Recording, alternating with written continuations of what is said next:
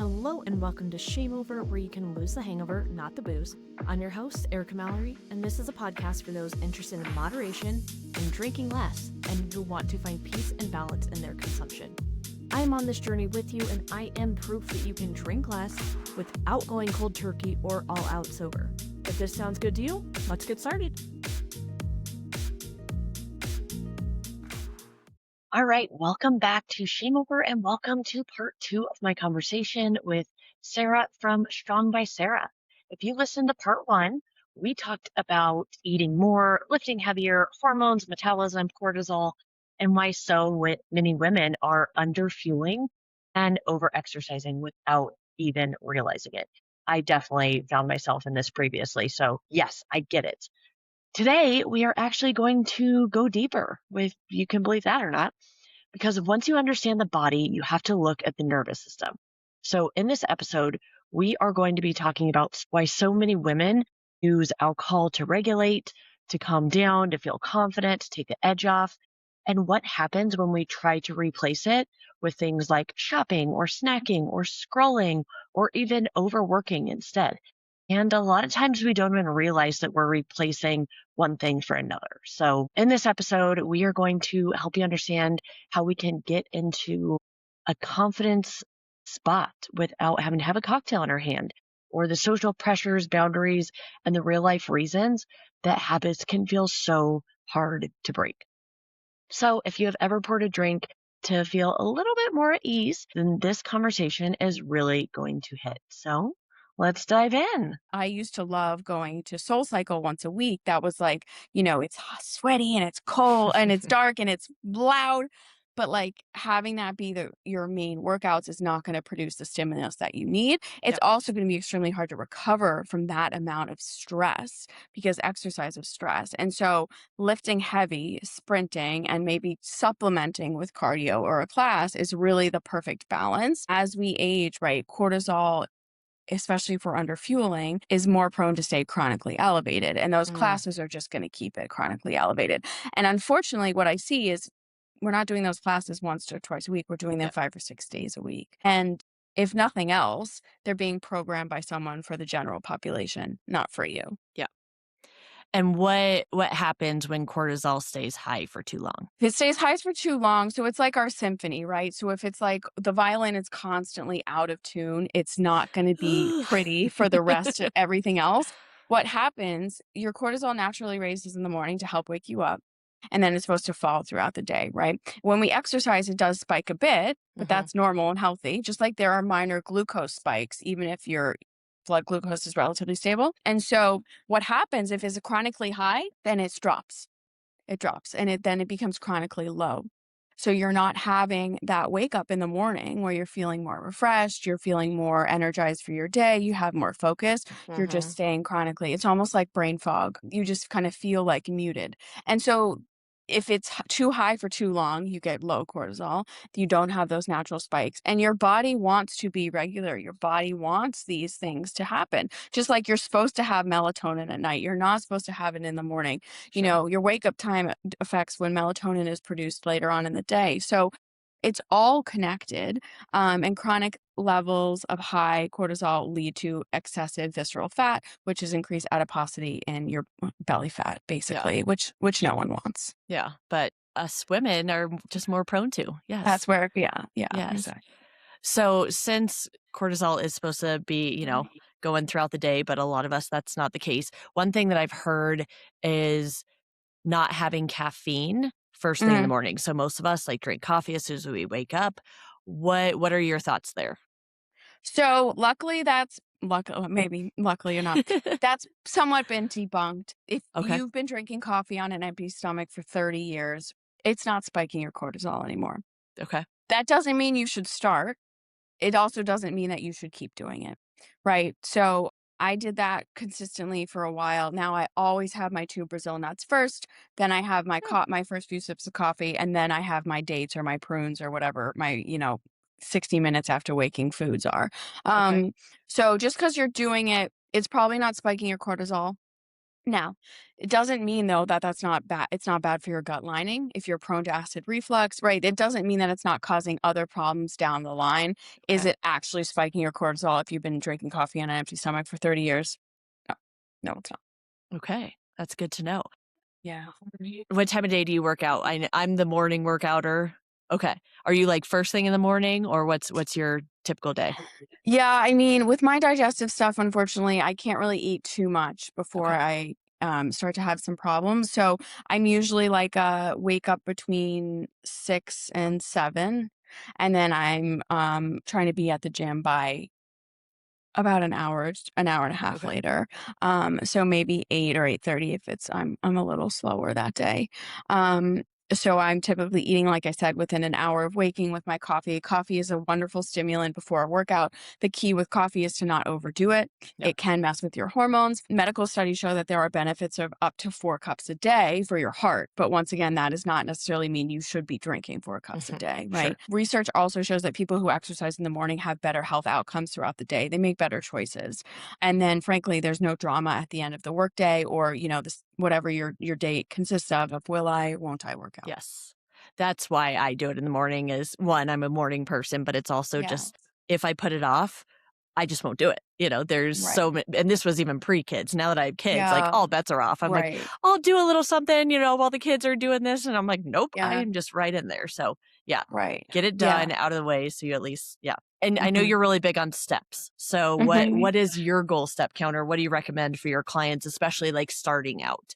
Hmm. If someone is not very crazy active, already working out a ton, what's at Hmm. least a good starting point and then a goal point? So basically, whatever their current average is, plus 1 to 2,000 is really Okay. where we're going to start from. If someone's only taking 5,000 steps a day, they don't need to be taking 10. But even getting them past the studies are fairly conclusive that 7,500 is really the sweet spot for health, general health, longevity. 10,000 is where you get that extra calorie burn factor, and essentially you can consume about 200 extra calories depending on your age, height, weight, activity level.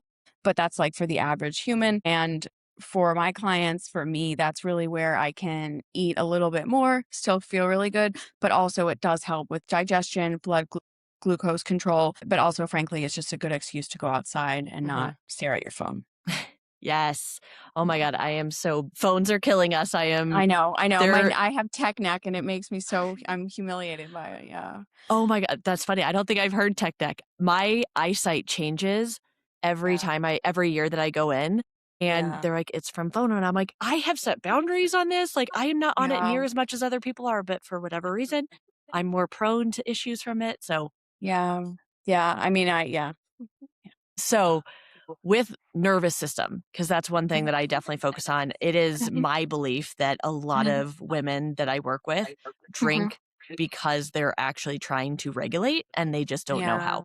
And, I see it so often is when we're working on drinking less or not drinking, then it goes to eating or, you find yourself Mhm. snacking more throughout the day or on your phone a lot more, on social Mhm. media, shopping, whatever it is. So the more that I'm researching all of this, I'm just seeing so much of this is really a lack of being able to self regulate and really even understanding that, oh, we just need to regulate. That seems like a word that we use for children, but not for us now. So, what are your thoughts there? Yeah, I mean, I think it's really important with any habit that we're trying to break, right? We have to replace the activity. It Yes. has to be replaced with something. The idea is that you're replacing it with something that's actually beneficial and productive for you, right? So you're not swapping one vice for another. And Yes. it's Which is what really, most people do, which is what unfortunately. most people do, right? So I had a client actually yesterday telling me, I'm so proud of myself. I stopped drinking, but I've never done more online shopping. And I'm like, okay, right? Like, good, we'll get there. Yeah. But so having it's a coping mechanism, right? Sure. What's the coping mechanism that we're using? Some are more beneficial than others. But yeah, I mean, regulation, I think it has to be realistic though, right? For some of Yes. us, myself included, if you tell me to meditate, it's not that's I mean, I'm woo woo. I'm not there yet, right? So I need something that's more realistic for me, right? So I like tapping, I like anxiety breathing, belly breathing. Like I can get on board with that. So you also have Yes. to understand like what's realistic for me. If you're not going to meditate, then don't try, right? baby steps. Baby Yes. steps. Yeah. Yes. But 100%. So do you work with like regulation with your clients? Because I'm sure that obviously you help with the workout, Mhm. with food, all of Mhm. that type thing. But what about outside of those hours? Yeah, for sure. I mean, I think self-awareness is the first step, right? Like, what is the Totally. trigger? What's the problem? And then saying, troubleshooting, what is actually a realistic coping mechanism for the situation, right? So, Yes. once again, if you're at your job, what can you do? You can probably tap in a meeting and have maybe no one will notice. You can maybe go to the bathroom and, like I said, specific breathing. Sure. Like, what's the situation? What does it warrant? But I will say that the very first thing is like having the client recognize that this is the problem. Yes. So once again, we can't fix something if we don't have the diagnosis. And Yep. so really making sure that we're talking through where the trouble points are and then trying to connect the dots from there, right? If we're always having a problem every Friday night when it's pizza night, okay, how are we going to manage ourselves around that? Does that mean showing up full? Does that mean bringing our own gluten-free pizza? Does that mean bringing our own non-alcoholic wine so there's no pressure to drink the real wine? Like, Hmm. what is the problem? And then what's a reasonable solution? So, absolutely. And that's going to look different for everyone because, once Hmm. again, boundaries and, frankly, like a willingness to be themselves is going to vary by Yes. person. I genuinely don't care what most people think of my health choices Hmm. because most people do not have my health, right? Yes. So that's very easy line for me to draw. It's not that easy for everyone else, especially, frankly, the more fit someone looks, sometimes the more pushback they get, right? Oh, I'm sure. We're Yeah. we're more comfortable with someone who's maybe 30, 40 pounds overweight saying, "Oh, I don't want that," versus the woman who is potentially like a little too thin in your mind saying, "Oh, no, I'm good." Something That about is that is such a great triggering. point. Like that's where it's like, oh, come on, you deserve it, or you can have it. You're Right. small enough. Those calories don't matter. And it's like, no, Right. just respect people's boundaries. If they say no, don't ask why. Just say, Yeah. okay, cool. Right. Right. Yes. So really standing firm in your choices too, once again, is just it's practice. It Yeah. is. Or frankly, just having the nerve to not go to get in put yourself in that Yeah. situation. Um, if you have the option. Yeah. So I know your stance correct. You don't drink at all anymore, correct? Correct. Yeah. Working with your clients, because I'm sure Hmm. most of the people that you work with, Hmm. they probably don't come in sober, I believe. So Yeah. how do you work with them on that whole mindset approach? Because I know that that's like it's just such we've all grown up with it, especially Yeah. being in America, like it's everywhere. It's at 2-year-olds' birthday parties, it's at funerals, like you can't escape it. So how do and if you want to share any of your personal stuff, you can, obviously, whatever you're comfortable with, but how do you really approach that with clients with, I guess, the understanding of, it's not going to help you get to your goals if this is in your life. Absolutely. For sure. I think the first thing is that I try to make more content on the topic. So I'm Hmm. working with more women who resonate with that message. Yep. That's been helpful for me. Women are coming in saying, I don't drink. You don't have to worry about that with me. We're focusing on something else, of Sure. course. But one of my younger clients, she was drinking, and like I drank when I was her age. Like, so Totally. Yeah. I also was not working with a coach to try to make my life different, we'll say, Yes. right? Better and different. And I came to the point where I was just like, I'm not being a good coach if I keep like letting this kind of not slide, but I was like, you feel like garbage every day, every next day. Your anxiety is terrible. Mm, Your doctor literally thinks you need more SSRI medication. Like, can we just call a spade a spade? Alcohol is making your depression and anxiety worse. Like, it's not something wrong with you. yeah. It's not that the medication is off. You are literally like, this is a problem. So Hmm. we can go down this road and keep pretending that it's not, or we can try to find a circle that isn't interested in doing this kind of Yeah. thing. And ultimately, I think it was a bit of a mix with her. She started to kind of adjust her circle, but she also didn't go out every time she was Yeah. invited, basically. And I think that's really the question. First of all, is this a situation I have to be in, right? Sometimes our families, people we love are drinking, right? We're not going to not go. But then the other side of the coin is you have to find a way to be comfortable with your choices and not let this be the story every Friday because it's at a certain point, it's a little pathetic. And I say that as someone who was in that Oh, situation, totally. 100%. Yeah. like waiting for Friday night, waiting for my excuse. And then it was like all bets were off on Sunday. And then, you know, Yeah. shit, let's do it again. Right. And alcohol has always made me quite ill, almost like Mm. violently ill. It's amazing that I drank for as long as I did. Um, and then I just got to the point one day where I was like, I can't do this anymore. And it's not cute. And that was my problem. I grew up glamorizing and romanticizing Sure. Manhattan. You go to the restaurant with the cocktail, right? Mm. I went to college in DC. Like there is a glamour, almost like the cigarettes, right? There Yeah. was something very sexy about holding the cocktail or, the idea of smoking. And I think that that was always my problem. I didn't want to say no. Like I felt all dressed up. I was in my cute outfit. I was out on a date and like that was the problem. And when I put those two together, I was like, wow, I really just want to hold a cocktail because I think it's like cute or Yeah. Instagram worthy. Like, ew. Or, I think it's going to make me more calm or relaxed on this date, or maybe then I won't be so nervous about the fact that I don't actually like myself very much right now.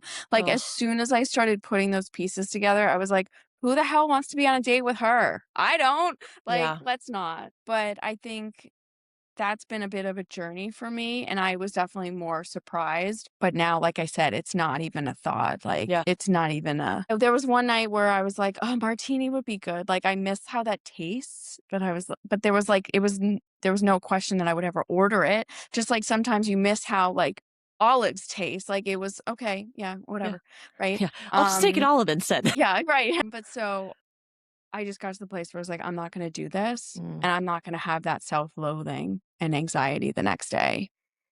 Thank you for sharing that. And I got Mhm. goosebumps when you Mm. said, like, I don't like myself so much right now. And I think that that Yeah. is such a big part of it because it becomes a part of who we are and, our Yeah. part of our identity and Right. confidence. Like you said, it helps with our anxiety, with calming us down, with all of that, only to make it worse. Right.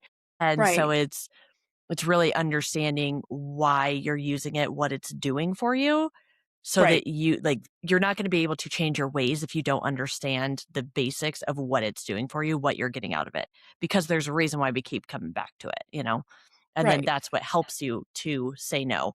And like in the Mhm. situations that you had mentioned, we're going to be around family or, we can't Mhm. not go to that event. What I've seen is the more confident I am, the less and less I get questioned. In the beginning, Exactly. it was like, really? You're sure you don't want to drink? Like, Yeah. but when I'm just like, oh, I'll just have a soda water, people aren't like, why? It's just like when you own it, that makes it so much easier. And especially like people who are like starting out trying to figure out how to drink less, how to, stick Yeah. to their numbers or whatever. A lot of it is that confidence piece and just setting a number and sticking with it. Like you said, like seeing Right. what it is that you want and not going past that. Yeah, for sure.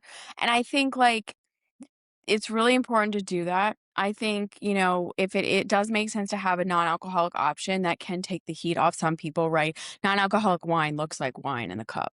Yep. Non-alcoholic beer looks like beer in the cup, right? So some of that is putting on appearances, but Sure. like I got to the point where I was like, I keep trying to escape from this thing and from Yeah. myself. And like I would much rather actually fix my lack of confidence in Mm, the situation, right? Than, like, pretending to be, like, the woman who's trying to fit in at at the meeting. That was the last time I drank, I remember this so well. Like, I was so nervous, and that was, like, the edge. I didn't have the balls to just say, "I don't wanna drink," and then I did, mhm. and then I felt like I was saying silly things all night. I was like, "You're trying to escape this self-doubt. Let's work on the doubt and, like, not drink again." And that was just, like, great. And so if you can find what are you trying to get away from? Is it yourself? Yes. Yeah. Cool. Go to therapy or do the work, right? Unpack that on your own time, hopefully with a professional, but if Mhm. not, then like figure that out because then it's like it's so easy to Yes. like you said, be confident and stand your ground. And at a certain point people stop asking. They do. Yes. And other people around you will use you as an excuse to not do it too. Yes, exactly. God, that's so beautiful, and you just nailed it, and I love that you understood that and were just like, "No, I'm going all in. I'm focusing on me Yeah. because that is what it's all Yeah. about." Yeah. Well, there was no amount of like escaping that was going to fix that doubt, Sure. right? Like it Exactly. wasn't going to work out the way that I wanted it to. But some people never figure that out, so the fact that Yeah. you did is Yeah. incredible, same thing for me. Like, I just realized Right. that it was so much more like liquid courage that I realized. And, it was a confidence builder that now I see it as an accessory. Some days I want an accessory, most days I don't, so Right. it's just figuring out how it can work in your life if you choose to keep it in your life. Yeah, for sure. But I also think, right, I don't know if I would have gotten to this place if I was 10 years younger, if I was 15 years younger. Like, I Totally. do think that some of this does come with age, but I also Yep. do feel very strongly that in like 20 years, most people are not going to be drinking and it's going to be more like a cigarette thing where some proportion of the population is going to be doing it. And there will still be like, the more like the wine, like the wine is going to continue to be an industry, Sure. right? I think. Yeah. But I think generally speaking, the population is moving away from it, and I'm Mhm. comfortable being a first mover in this respect. Yes. No, I love that. And it is crazy because I saw something recently that cigarettes are like on the rise and coming back. Mhm. And, celebrities are like seeing Yeah. smoking all the time. And I'm just like, Yeah. can we just not do any like, and vaping is the Yeah. worst. Like, Yeah. but yeah, like, let's just Yeah. figure out other ways, learn how to cope without having to put something in our body is probably Right. best. But the cigarette thing, right, for unfortunately, at least most of the women I've spoken to who used to smoke or, have an on-off relationship with it, a lot of that is around food control, right? Like Yep. I used to smoke cigarettes to not be hungry, right, in college. Like it was super common. That's, let's not eat. And so I think as you get older, it's just like the gum chewing. If I have a client who's constantly chewing gum, why are we constantly chewing on plastic? Oh, so we're not Mm. hungry. So we're masking that hunger. And so that just kind of comes back to like, figure out what the problem is and then let's eat some more, and usually between those two things we can solve just about anything. Yes. No, I love that. Yeah. Oh my gosh. Well, I definitely want to be respectful of your time. So, Oh yeah. is there anything last minute that you wanted to share? If not, how can people find you? Anything Sure. special that you have going on right now that you want to talk about? Sure. Sure. Well, I'm growing my team. I'm expanding. I really want to help as many women as possible. So I brought on actually a few coaches, which has been really exciting, including one of my favorite clients. She now works for me, which is very, Awesome. very cool. But you can find me at Strong by Sarah on Instagram or TikTok or YouTube. I think my biggest thing that I would like to leave the audience with is that even if it's scary to eat more, just do Mm. a little bit every day. It can start with one date. That can be your one thing. And then it can be 2 dates, and then maybe it's a little extra avocado, but, like, do not underestimate how that will compound in your favor, and just instead of just ripping the Band-Aid off, I don't actually want you to rip the Band-Aid off. I want you to go slowly and strategically Yes. and see how good you feel versus just saying, "Screw it, I'm gonna eat everything in sight," because Mm. that's not gonna be helpful either, and to not really give up until you get yourself to the place of where you're feeling better. It's just so impactful. Yes, that's why I love you and your approach because I feel like all that you are doing just for helping women feel better about themselves and their skin and just Thank for you. being here. I so appreciate your Thank time. you. Thank you for having me. It was a Yes, of pleasure. course. Thank you. We'll chat soon. Okay, before we wrap, here's what I really want you to walk away with. If you are drinking or scrolling, shopping, snacking, overworking, whatever it is not because you are weak. It is because you are trying to regulate. And if you don't replace the regulation tool, you're just going to swap one habit for another. The goal is not white knuckling, it's not restriction, and it's not about being more disciplined. It's about understanding what you're trying to escape and building the capacity to sit with yourself without needing something external to take the edge off. Confidence doesn't come from a cocktail, and calm doesn't come from the wine. It comes from practice. The more you practice being grounded in your choices, the less anyone else's opinions matter. That's the work, and it is so worth it. So if you enjoyed this episode, please like, share, subscribe so you don't miss out, and review us. That's the only way we can grow. So thank you for your time. Thank you for being here, and we'll see you on the next one. ShameOver is the mindful drinking program designed for women who desire to drink less without losing the booze completely. If you want to transform your relationship with alcohol and live a healthier, confident, and balanced life, go to shameover.me and get started today. You deserve it, you're worth it, your future self thanks you. Cheers!